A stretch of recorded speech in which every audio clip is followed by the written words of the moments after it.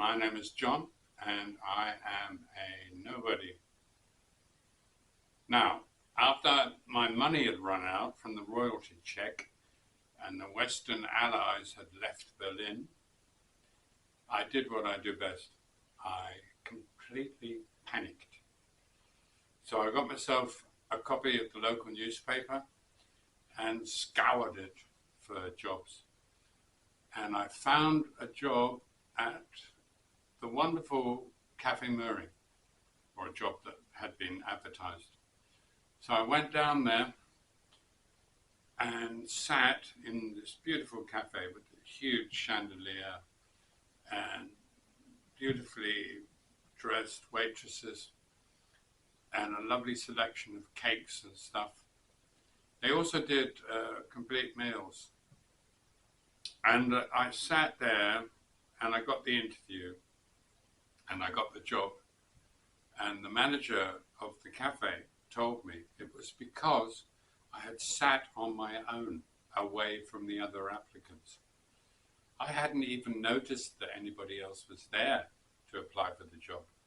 But maybe he'd learnt that at a seminar or something on managing a cafe. I don't know what it was. So I started work there.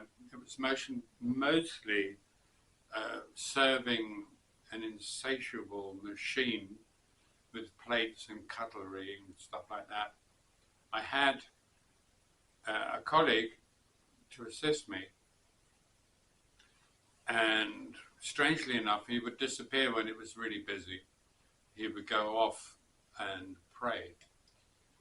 I had a very respectful conversation with him about religion and heaven, and he told me what heaven looks like, which I didn't know before. He said there is, I quote, no sex in heaven, but there is lots of food and lots of drink. So you can eat as much as you want and drink as much as you want. And I said, well, what happens when you are full of food and drink? He said, it just goes, and you can start again. So if you'd ever wanted to know what heaven looks like, well, it's a buffet, an eat-all-you-can buffet. That's what it is. So I learned something that day. One day, the manager came up to me with a top hat, and he didn't say anything other than try it on, which I did. But I've got a quite big head. I've got a tiny little brain, but a big head, and it didn't fit. So 2 weeks later, he came back with another hat and asked me to try it on. I tried it on. It was a cap. It had a lion on the front made of brass, and it fitted. And then he gave me this long burgundy red colored coat, which went all the way down to the floor. And he said, you are our new doorman. So I'd been promoted without him asking me if I wanted to do it. So I sashayed through the cafe. All the guests were like staring at me, and the waitresses were staring at me, and went out front and started opening doors for people. I had one very pleasant situation there, which I'd like to share with you, not to prove that I'm a nice person, but more to share the experience with you, because it was quite wonderful. It was a lovely sunny day outside, and these three people in wheelchairs turned up. Now, these were the days before health and safety or what have you. And they couldn't get into the cafe because of the steps out the front. So I asked the waitress, and she said, well, I can't serve them if they're not in the building.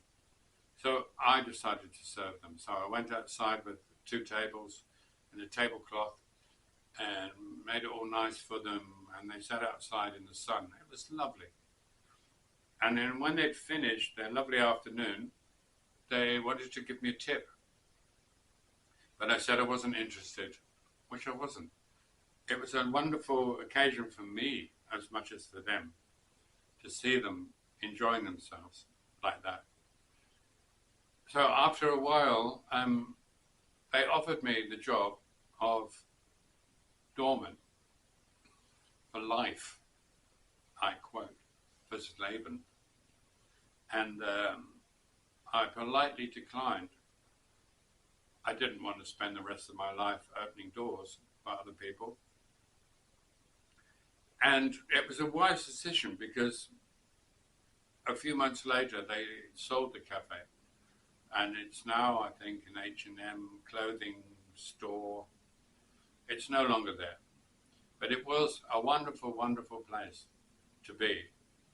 The boss of the cafe, the superior boss of the whole enterprise, let's call him Mr. Penny, used to come in occasionally to eat with a small entourage. And he'd always come up to me and speak to me.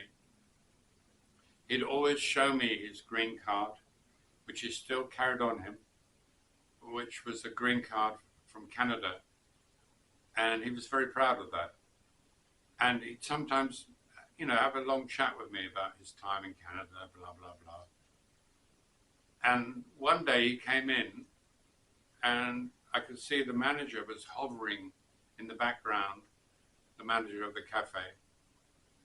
And after Mr. Penny had left, the manager came up to me and said, "What did he say to you? What did he say to you?" And I just told him the truth.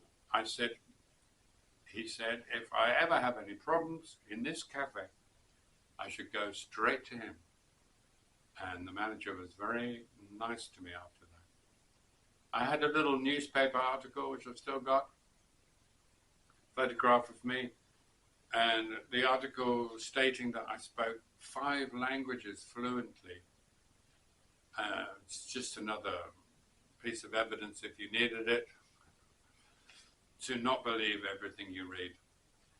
I do not speak 5 languages fluently. Anyway, I wanted to share that with you, that little story, and at least you know now what heaven looks like, which I didn't at the time.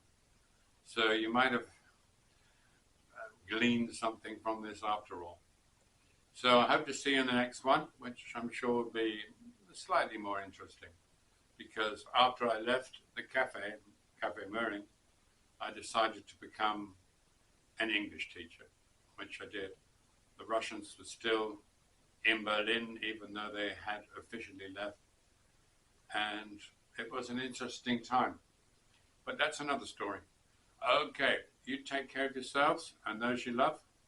And as ever, all the best and Tschüssikowski.